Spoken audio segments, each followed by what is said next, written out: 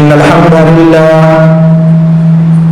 نحمده ونستعينه ونستغفره ونعوذ بالله من شرور أنفسنا ومن سيئات أعمالنا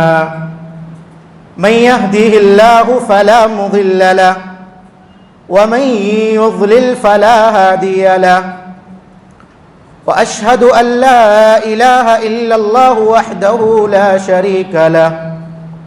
وأشهد أن محمدًا عبده ورسوله يا أيها الذين آمنوا اتقوا الله حق تقاته ولا تموتن إلا وأنتم مسلمون يا أيها الناس اتقوا ربكم الذي خلقكم من نفس واحدة وخلق منها زوجها وبث منهما رجالا كثيرا ونساء واتقوا الله الذي تساءلون به والأرحام إن الله كان عليكم رقيبا يا أيها الذين آمنوا اتقوا الله وقولوا قولا سديدا يصلح لكم أعمالكم ويغفر لكم ذنوبكم ومن يطع الله ورسوله فقد فاز فوزا عظيما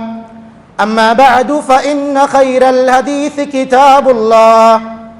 وخير الهدي هدي محمد صلى الله عليه وسلم وشر الأمور محدثاتها وكل محدثة بدعة وكل بدعة ضلالة وكل ضلالة في النار فأعوذ بالله من الشيطان الرجيم بسم الله الرحمن الرحيم والذين يؤتون ما آتوا وقلوبهم وجلة أنهم إلى ربهم راجعون وقال النبي صلى الله عليه وسلم خير الأعمال أدومها وإن قل.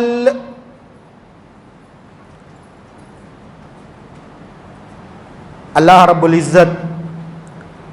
جو ہر قسم کی بندگی،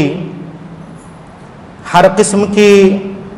تسبیحات اور تعریفات کا مستحق اور حقدار ہے، جس نے ہم انسانوں کی اس فانی سرزمین پر پیدائش کے بعد رہنمائی کی،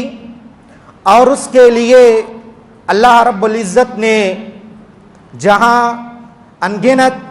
انبیاء علیہم السلام کا ایک قافلہ مبعوث کیا، وہیں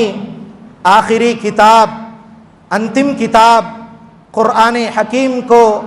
ہمارے لیے معلم، ہادی اور راشد بنا کر کے اللہ تعالیٰ نے تا قیامت کے لیے محفوظ کر دیا ہے۔ سامعین کرام، بزرگوں، نوجوان دوستوں اور ساتھیوں، خواتین ملت اسلامیہ، اللہ رب العزت کا ہم جتنا شکر ادا کریں اتنا کم ہے، کیونکہ اللہ تعالیٰ نے اپنے بندوں کی خیر اور رہبری کے لیے سالوں میں ایک مہینہ کو سب سے افضل اور سب سے برتر قرار دیا، جس مہینہ سے ہم ابھی تازہ نکلے ہوئے ہیں۔ وہ مہینہ جس میں ہم نے اپنی دنیاوی مصروفیات کو بالائے طاق رکھ کر کے اللہ کی بندگی کی، اللہ کو یاد کیا، اللہ کے کتاب سے اپنے رشتہ کو جوڑا، لمحہ لمحہ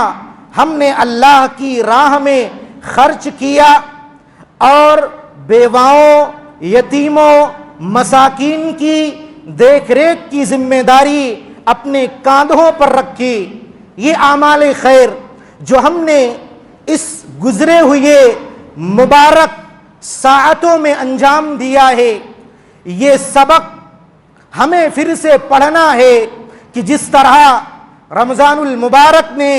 ہمیں اپنے رگ میں رگا تھا، نہ کہ ہم نے رمضان کو اپنے رگ میں رگا تھا، بلکہ رمضان المبارک نے ہمیں اپنے رگ میں ہمیں رکھ کر کے ہمیں اللہ تعالیٰ کا مطیع، اللہ تعالیٰ کا فرما بردار، اللہ تعالیٰ کا تقوی شعار بندہ بنا دیا تھا۔ ہم نے دنیاوی الجھنوں کو، دنیاوی زیبائش کو ترک کر دیا تھا، اللہ کی مسجدوں سے جڑ گئے تھے، اللہ تعالیٰ سے اپنے رشتہ کو مضبوط کر لیا تھا، ہم نے کار خیر کیا، ہم نے سعادت مند زندگی بسر کرنے کی سعی و جستجو کی۔ یہ رمضان ہمیں سبق یہی پڑھاتا ہے کہ جس طرح ہم نے رمضان میں اللہ کو یاد کیا، رمضان میں قرآن حکیم کی بار بار تلاوت کی، رمضان المبارک کے قیمتی لمحات کو غنیمت سمجھا، ہمیں اس کے بعد بھی اپنے ایام کو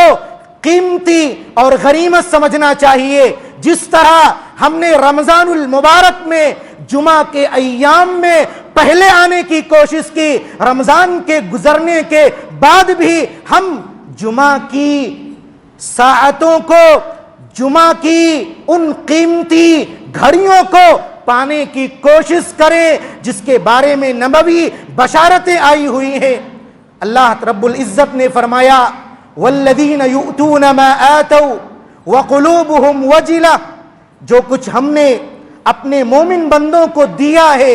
وہ راہ خدا میں خرچ کر رہے ہیں، اس حال میں کہ ان کے دل لرز رہے ہیں، ان کے دلوں میں خوف اور کپاہٹ طاری ہے کہ انہیں اپنے رب کی طرف پلٹ کر کے جانا ہے۔ آیت کریمہ بظاہر ہمیں یہ مفہوم دے رہی ہے کہ ایک بندے ایسے ہیں جو اللہ کی راہ میں خرچ کر رہے ہیں اور اللہ تعالی کی ملاقات سے ان کے دلوں میں خوف اور دہشت طاری ہے۔ مائی عائشہ رضی اللہ تعالی عنہا اس آیت کریمہ پر ٹھہرتی ہیں، آیت کریمہ کے مفہوم کو پیارے نبی صلی اللہ علیہ وسلم کی خدمت اقدس میں رکھتی ہیں، کہتی ہیں اے اللہ کے نبی، اے میرے سرتاج، کیا اس آیت کریمہ سے وہ لوگ مراد ہیں اہم الذین یسرقون ویزنون ویشربون الخمر، کیا اس آیت کریمہ میں وہ لوگ مراد ہیں جو چوریاں کرتے ہیں، زنا کرتے ہیں اور شراب نوشی کرتے ہیں؟ عائشہ رضی اللہ تعالی عنہا نے یہ سمجھا کہ جو اللہ تعالیٰ کی راہ میں خرچ کرتے ہیں اور ان کے دل ڈرے ہوئے ہیں، در حقیقت یہ وہ لوگ ہیں جنہوں نے بڑے بڑے گناہ کیا ہے، کبائر کا ارتکاب کیا ہے، اللہ کی ملاقات سے ڈر رہے ہیں، اللہ کا سامنا کرنے سے گھبرا رہے ہیں، اللہ کی پیشی سے ان کے دلوں میں کپاہٹ طاری ہے۔ عائشہ رضی اللہ تعالی عنہا نے یہ مفہوم سمجھا اور خدمت اقدس میں یہ مفہوم رکھا کہ اللہ کے نبی، کیا آیت کریمہ میں وہ لوگ مراد ہیں جو چوریاں کرتے ہیں، جو فحاشی کرتے ہیں، جو شراب نوشی کرتے ہیں؟ پیارے نبی صلی اللہ علیہ وسلم نے کہا لا یا بنت الصدیق، اے صدیق کی بیٹی، جو تم مفہوم سمجھ رہی ہو دراصل وہ مراد نہیں ہے۔ ہم الذین یصلون ویصومون ویتصدقون، یہ وہ لوگ ہیں جو نمازیں بھی پڑھتے ہیں، روزے بھی رکھتے ہیں، راہ خدا میں خرچ بھی کرتے ہیں، ویخافون الا یقبل منہم، اور ڈر رہے ہیں کہ رب ان سے ان عبادتوں کو قبول کرے گا کہ نہیں۔ گویا جو اللہ کے بندے ہیں وہ اللہ کے بندے اعمال خیر کرنے کے بعد، نیکیوں کے کرنے کے بعد نیکیوں کی قبولیت کے فکر میں ڈوبے رہتے ہیں کہ آیا ہم نے جو نیکیاں کی ہیں، جو محنتیں کی ہیں، جو بندگیاں کی ہیں، جو اللہ کو خوش کرنے کے لیے کام کیا ہے، آیا یہ کام، آیا یہ محنتیں رب کی بارگاہ میں شرف قبولیت حاصل کر رہی ہیں یا شرف قبولیت سے محروم کر دی جا رہی ہیں؟ عائشہ رضی اللہ تعالی عنہا کے سامنے نبی صلی اللہ علیہ وسلم نے نیک بندوں کو گنوایا کہ آیت کریمہ میں اللہ تعالیٰ نے ان نیک بندوں کا تذکرہ کیا ہے جن کے نام اعمال میں نیکیاں ہیں، اور ایسی نیکیاں ہیں جس کے ثواب کا بدلہ اللہ تعالیٰ نے خود دینے کا وعدہ کیا ہے، اس کے باوجود ان کے دلوں میں دہشت ہے، لرزہ ہے، کپاہٹ ہے، خوف ہے، وہ ڈر رہے ہیں کہ ایسا نہ ہو ہماری بندگیاں رب کی بارگاہ سے مسترد کر دی جائیں۔ تو پیارے نبی صلی اللہ علیہ وسلم نے عائشہ رضی اللہ تعالی عنہا کو جو پیغام دیا، ہمیں یہ پیغام لینا ہے کہ ہم نے جو کار خیر کیا ہے، جو اعمال انجام دیے ہیں، ہم نے جو نیکیاں کی ہیں، جو بھلائیاں کی ہیں، جو اچھائیاں کی ہیں، ان اچھائیوں کی قبولیت کے لیے فکر مند ہونا ہے، ان اچھائیوں کی قبولیت کے لیے اپنے رشتے کو اللہ تعالیٰ سے اور مضبوط کرنا ہے، تاکہ ہم جو بندگیاں کی ہیں یا جو بندگیاں کر رہے ہیں، ہم ان بندگیوں کو اپنے نام اعمال میں لکھوا سکیں اور اپنا شمار اللہ کے نیک بندوں میں کر سکیں۔ اور یاد رکھو میرے بھائی اور دوستو، اعمال کی قبولیت کی فکر کرنا یہ پیغمبرانہ صفت ہے۔ جہاں مومنانہ صفت ہے وہیں یہ پیغمبرانہ صفت ہے۔ خلیل الرحمن ابراہیم علیہ السلام اللہ رب العزت کے حکم سے خانہ کعبہ کی تعمیر کر رہے ہیں۔ خانہ کعبہ کی تعمیر کرتے ہوئے رب سے دعا کر رہے ہیں، ربنا تقبل منا انک انت السمیع العلیم، ربا تو ہمارے اعمال کو قبول کر لیجیو، یقیناً تو سننے والا جاننے والا ہے۔ ابراہیم علیہ السلام اللہ رب العزت کے خاطر اللہ کے حکم سے اللہ کا گھر بنا رہے ہیں اور اللہ تعالیٰ سے اس عمل کی قبولیت کے لیے دعا کر رہے ہیں۔ وہیب ابن ورد مشہور عابد و زاہد تبع تابعی ہے۔ وہیب ابن ورد مشہور تبع تابعی اور اپنے زمانہ کے سب سے بڑے عابد و زاہد ہیں۔ یہ آیت کریمہ پڑھتے ہیں، ربنا تقبل منا انک انت السمیع العلیم، ان کی آنکھوں سے آنسو جاری ہو جاتے ہیں۔ ابراہیم علیہ السلام کی اس دعا کو پڑھتے ہیں اور ان کی آنکھیں آپ دیدہ ہو جاتی ہیں، آنسو کے قطرات ان کے رخسار کو تر کر جاتے ہیں۔ وہ خطاب کرتے ہوئے کہتے ہیں، یا خلیل الرحمن ترفع قواعد بیت الرحمن وتخشى الا يتقبل منك، اے رحمان کے خلیل، خلیل محبت کا سب سے اعلیٰ درجہ ہے، اس سے بڑھ کر کوئی درجہ نہیں ہے۔ خلت کا درجہ محبت کے درجوں میں سب سے اعلیٰ درجہ ہے، اور ابراہیم علیہ السلام رب کے خلیل ہیں، جیسے ہمارے نبی رب کے خلیل ہیں۔ رحمان کے خلیل ابراہیم علیہ السلام کو یاد کر رہے ہیں اور کہہ رہے ہیں، یا خلیل الرحمن ترفع قوائم بیت الرحمن، تم رب کے گھر کے ستون کو کھڑا کر رہے ہو اور ڈر رہے ہو کہ رب تمہاری ان نیکیوں کو قبول نہیں کرے گا۔ یعنی پیغمبرانہ صفت یہ ہے کہ انسان نیکیاں کرنے کے بعد نیکیوں کی قبولیت کی فکر کرے کہ رب اس کی نیک عمل کو قبول کر لے، اور اس نے جو بندگیاں کی ہیں وہ بندگیاں، وہ عبادتیں اس کے لیے راہ نجات بن جائے۔ تو رمضان کا درس جو ہم اور آپ کو سمجھنا ہے وہ یہی ہے کہ ہم نے جو بندگیاں کی ہیں ان بندگیوں کی قبولیت کی فکر کرنی ہے۔ اسی لیے ہمارے اسلاف رمضان کے آنے سے پہلے، رمضان کے جانے کے بعد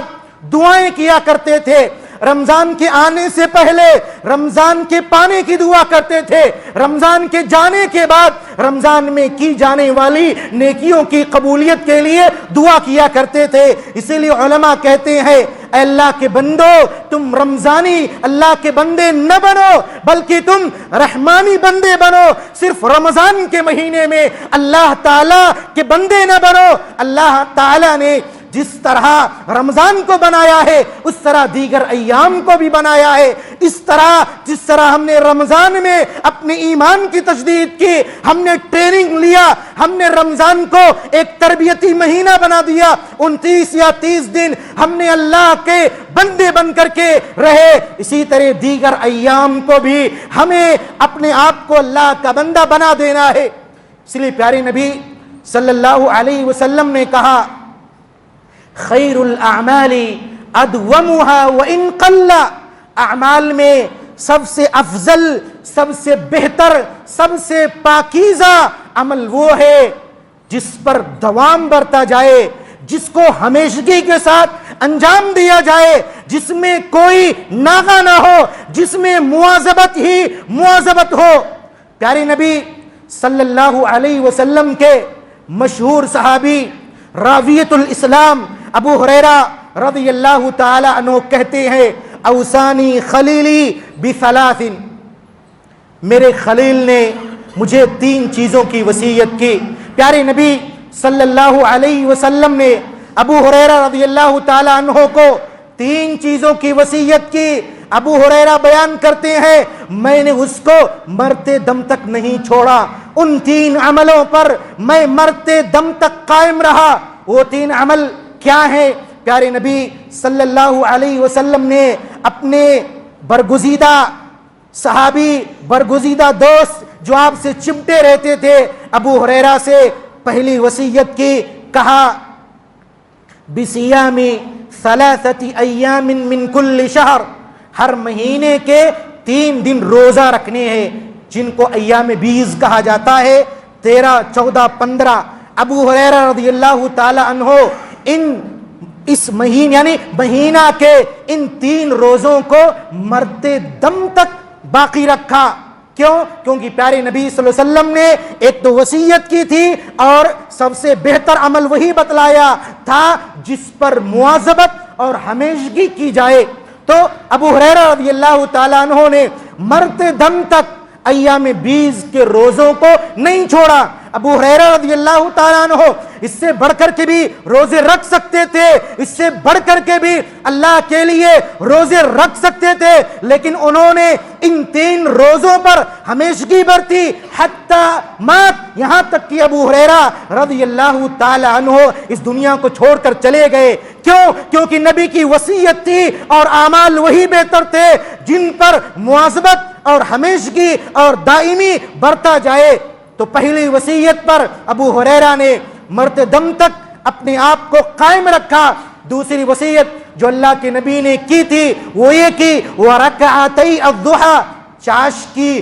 2 رکعتیں کبھی نہ چھوڑنا۔ ابو ہریرہ رضی اللہ تعالی عنہ بیان کرتے ہیں میں نے ان 2 رکعتوں کو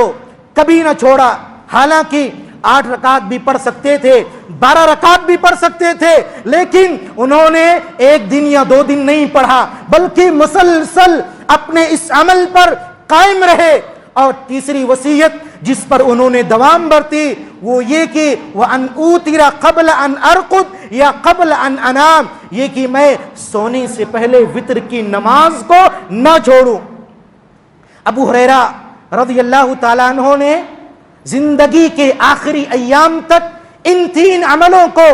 باقی رکھا۔ عمل چھوٹے ہیں، معمولی ہیں، ہر انسان انجام دے سکتا ہے۔ ابو ہریرہ رضی اللہ تعالی عنہ ہمارے لیے اسوہ اور آئیڈیل ہے۔ انہوں نے اپنے خلیل پیارے نبی صلی اللہ علیہ وسلم کی اس وصیت کو مرتے دم تک باقی رکھا، اپنے آپ کو اس پر قربان کر دیا، یہاں تک کہ آپ کی روح آپ کے قبض عنصری سے پرواز کر گئی۔ اسی لیے پیارے نبی صلی اللہ علیہ وسلم سے جب ان کے صحابی نے پوچھا، سفیان بن عبداللہ الثقفی رضی اللہ تعالیٰ عنہ نے کہا اللہ کے نبی قل لی فی الاسلام قولا، لا اسأل عنہ احدا غیرک، اے اللہ کے نبی اسلام کے متعلق ایسا واضح فرمان بتلا دیجئے کہ آپ کے بعد کسی کا در کھٹکھٹانے کی ضرورت نہ پڑے، آپ کے بعد کسی کے پاس جانے کی ضرورت نہ پڑے۔ قل لی فی الاسلام قولا، ایک ایسا جملہ، ایک ایسی بات بتلا دیجئے کہ آپ کے بعد مجھے کہیں جانے کی ضرورت نہ پڑے۔ نبی صلی اللہ علیہ وسلم جو سب سے بڑے ماہر نفسیات تھے، آپ نے اپنے صحابی کے ہر گوشے کو پڑھا۔ پیارے نبی نے کہا قل آمنت باللہ ثم استقم، بولو آمنت باللہ، آمنت باللہ کہو اور اس پر جم جاؤ۔ آمنت باللہ یعنی اللہ پر ایمان لانا، زبانی نہیں، عملی طور پر اس کا ثبوت فراہم کرنا، عملی طور پر اپنے آپ کو ایمان باللہ کے زمروں میں، ایمان باللہ کے تقاضوں پر اپنے آپ کو قائم رکھنا۔ اسی لیے خبیب رضی اللہ تعالی عنہ کا واقعہ اس استقامت پر، اس زندگی کے آخری ایام تک ایمان پر ڈٹے رہنے کے لیے نہایت واضح فرمان اور نہایت واضح پیغام ہے۔ خبیب رضی اللہ تعالیٰ عنہ سن 4 ہجری میں حادثہ رجی میں آپ کو پکڑ لیا جاتا ہے۔ غزوہ بدر میں صنادید قریش کے کئی افراد کو مدینہ کے لوگوں نے قتل کیا تھا، انہیں موت کے گھاٹ اتار دیا تھا۔ خبیب رضی اللہ تعالیٰ عنہ ان جوامرد افراد میں سے تھے جنہوں نے صنادید قریش کو قتل کیا تھا۔ حادثہ رجی میں دھوکے سے خبیب رضی اللہ تعالیٰ عنہ کو قید کر لیا جاتا ہے اور حارث کے بیٹوں کے حوالے رجی والے خبیب کو کر دیتے ہیں۔ خبیب رضی اللہ تعالیٰ عنہ جو کہ نبی صلی اللہ علیہ وسلم کے لیے اپنی جان تک کو قربان کرنے کے لیے تیار تھے۔ حرمت کا مہینہ ختم ہوتا ہے، سولی پر چڑھانے کے لیے تنعیم کے مقام پر آپ کو لایا جاتا ہے۔ آپ رضی اللہ تعالیٰ عنہ کہتے ہیں مجھے 2 رکعت نماز پڑھنے دو۔ قتل سے پہلے 2 رکعت نماز پڑھنے کی سنت خبیب رضی اللہ تعالیٰ عنہ کی ہے۔ ان کا اپنا بیان ہے کہ مجھے ڈر تھا کہ کہیں یہ مکہ والے یہ نہ سمجھ لیں کہ خبیب قتل کے ڈر سے لمبے لمبے سجدے، لمبی لمبی قیام، لمبا لمبا رکوع کر رہا ہے، اس لیے میں نے ہلکی پھلکی 2 رکعت نماز پڑھی۔ خبیب رضی اللہ تعالیٰ عنہ کو سولی پر چڑھانے کے لیے تیار کیا جا رہا ہے۔ آپ کے سامنے فرمائش رکھی جاتی ہے، کہا جاتا ہے اے خبیب تمہاری نجات کا ذریعہ بن جائے گا، تم سولی پر نہیں چڑھائے جاؤ گے، ہم تمہیں معاف کر دیں گے، تم صرف یہ بول دو کہ کاش میری جگہ پر محمد ہوتے اور میں نجات پا جاتا۔ کفار قریش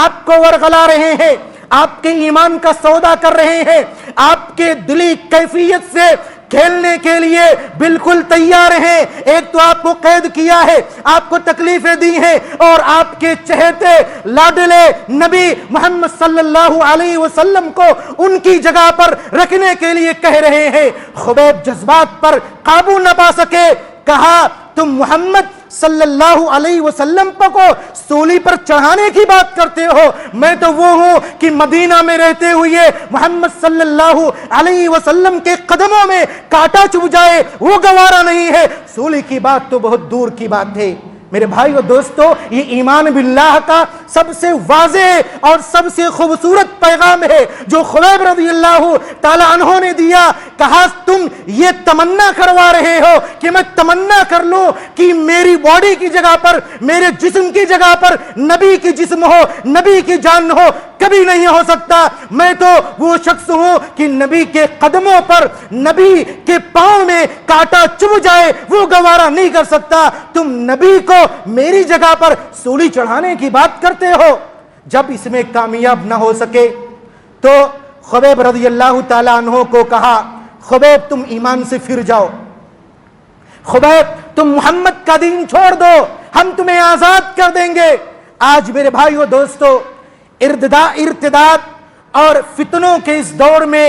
ہمارے کتنے ایسے بھائی ہیں جو دنیا کی رنگینیوں کی خاطر ایمان کا سودا کر لے رہے ہیں، ایمان کو بیچ دے لے رہے ہیں۔ ہماری مائیں اور بہنیں کتنی ایسی ہیں جو اپنا گھر چھوڑ دے رہی ہیں۔ خبیب رضی اللہ تعالیٰ عنہ کو 1400 سال پہلے اسی بات کی پیشکش کی گئی تھی، آپ کو اس بات کے لیے تیار کیا جا رہا تھا، خبیب محمد کا دین چھوڑ دو، ہم تمہیں سولی پر نہیں چڑھائیں گے۔ کہا تم دنیا جہان کی دولت میرے قدموں میں لا کر رکھ دو گے تو بھی محمد کا دین چھوڑنے کے لیے کبھی میں تیار نہیں ہو سکتا۔ یہ ایمان باللہ ہے اور ایمان باللہ پر استقامت ہے۔ سفیان بن عبداللہ رضی اللہ تعالیٰ عنہ نے پیارے نبی صلی اللہ علیہ وسلم سے صرف ایک بات کی پیشکش کی تھی، کہا اللہ کے نبی صرف ایک بات کہہ دیجئے کہ آپ کے بعد میں کسی سے سوال نہ کروں۔ آپ نے کہا تھا آمنت باللہ کہہ لو، ایمان باللہ پڑھ لو، اللہ پر ایمان کے تقاضوں کو پورا کر لو اور پھر اس پر جم جاؤ، استقامت اختیار کرو، یہی تمہارے لیے راہ نجات ہے۔ تو پیغام یہ ہے کہ رمضان کے ایام میں کی جانے والی اعمال کا جہاں ہمیں فکر کرنا ہے، وہیں ہمیں ان عملوں پر استقامت اور دوام برتنی ہے، ان عملوں پر ہمیشگی اور مواظبت کرنی ہے، تاکہ ہم نے جو عمل کی ہے، ہم نے جو نیکیاں کی ہیں، ان نیکیوں کے اثرات ہمارے جسم پر، ہمارے بدن پر، ہمارے اعضاء و جوارح پر ظاہر اور واضح ہو۔ حسن بصری رحمہ اللہ نے کہا ان من جزاء الحسنة الحسنة بعدها ومن عقوبة السيئة السيئة بعدها فإذا قبل الله العبد فإنه يوفقه إلى الطاعة ويصرفه عن المعصية۔ حسن بصری رحمہ اللہ کہتے ہیں کہ نیکی کا بدلہ اس کے بعد نیکی کرنا ہے۔ انسان جب نیکی کرتا ہے ان نیکیوں کے اثرات اس کے بعد ظاہر ہوتے ہیں کہ اسے نیکیوں کی توفیق مل جاتی ہے، اور گناہوں کا بدلہ اس کے بعد گناہ کرنا ہے، یعنی اسے نیکیوں سے محروم کر دیا جاتا ہے اور انسان کو گناہ میں لگا دیا جاتا ہے۔ اور جب اللہ تعالیٰ بندے کو توفیق دیتا ہے تو اسے طاعت کے کام میں لگا دیتا ہے اور معصیت سے اسے پھیر دیتا ہے۔ تو ہمیں اپنا جائزہ لینا ہوگا، اپنا احتساب کرنا ہوگا، اپنے گریباں میں جھانکنا ہوگا کہ کیا ہم نے نیکیوں کے بعد نیکیاں کرنے کی اپنے آپ پر ٹھانی ہے، یا ہم نے نیکیوں کے کرنے کے بعد برائیوں میں اپنے آپ کو ملوث کر لیا ہے، ہم برائی میں بالکل نتھر گئے ہیں اور برائی میں ہم اور آپ بالکل گھس گئے ہیں اور برائی سے نکلنے کا نام نہیں لے رہے ہیں۔ میرے بھائیو دوستو، پیارے نبی صلی اللہ علیہ وسلم نے یہ بیان فرمایا اذا اراد اللہ بعبد خیرا۔ حسن بصری رحمہ اللہ نے جو بیان کیا، آپ اس کا ثبوت نبی صلی اللہ علیہ وسلم کے اس حدیث سے بھی لے سکتے ہیں۔ پیارے نبی نے کہا اذا اراد اللہ بعبد خیرا استعملہ، جب اللہ تعالی اپنے بندے کے ساتھ خیر کا ارادہ کرتا ہے، یعنی اللہ تعالی اپنے بندے کو خیر کے کام میں لگانا چاہتا ہے، نیکیوں کے کام میں لگانا چاہتا ہے، اچھائیوں کے کام میں اسے لگانا چاہتا ہے، استعملہ، اللہ تعالیٰ اسے استعمال کرتا ہے۔ نبی نے صحابہ سے کہا اعمال خیر کے لیے اللہ تعالیٰ بندے کو توفیق دیتا ہے اور بندے کو اس کے استعمال میں لگا دیتا ہے۔ صحابہ نے پوچھا اے اللہ کے نبی کیف یستعملہ، اللہ تعالیٰ بندے کو کیسے خیر کے کام میں لگاتا ہے؟ اللہ کے نبی نے کہا یوفقہ لعمل صالح قبل الموت، موت سے پہلے عمل صالح کی توفیق دیتا ہے، یعنی زندگی کے خاتمے سے پہلے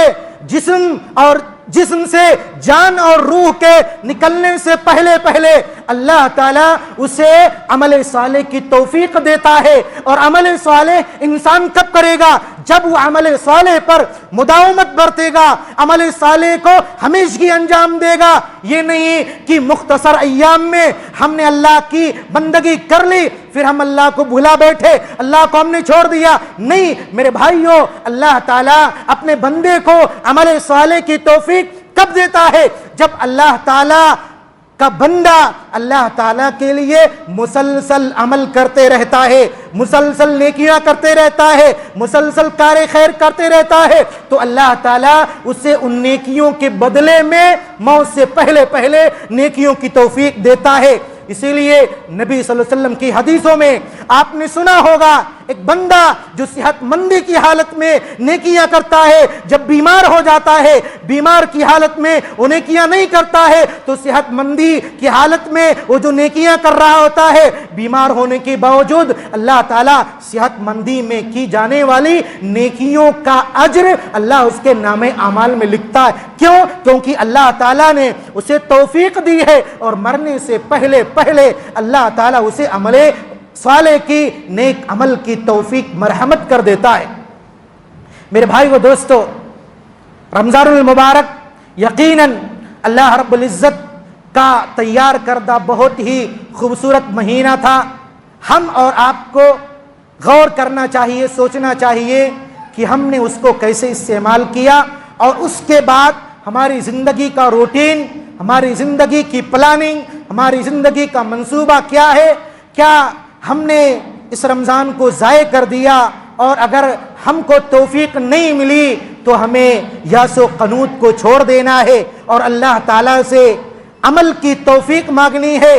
کیونکہ اللہ تعالیٰ کہتا ہے قل یا عبادی الذین اسرفوا علی انفسہم لا تقنطوا من رحمت اللہ۔ اگر ہم نے اللہ کی عصیاں کی ہے، اللہ کی نافرمانیاں کی ہیں، تو ہم ابھی موقع ہے، ابھی اللہ تعالیٰ نے ہمیں ایک نیا موقع دیا ہے، ہمیں اس موقع کو غنیمت سمجھنا چاہیے اور اس موقع کو استعمال میں لانا چاہیے اور اللہ تعالیٰ سے نیکی کی، خیر کی، اچھے عمل کی توفیق مانگنی چاہیے تھی۔ آخر میں رب العزت سے دعا ہے کہ رب العزت تو جو ہم نے نیکیاں کی ہیں تو ان نیکیوں کو قبول فرما، رب العزت تو ہمیں نیکیوں پر استمرار اور استقامت عطا فرما، رب العزت تو ہمیں ہمیشہ عمل صالح کی توفیق دے اور ہمیں ہر برائی، ہر عیب، ہر فتنے سے محفوظ رکھ۔ ربنا تقبل منا انک انت السمیع العلیم۔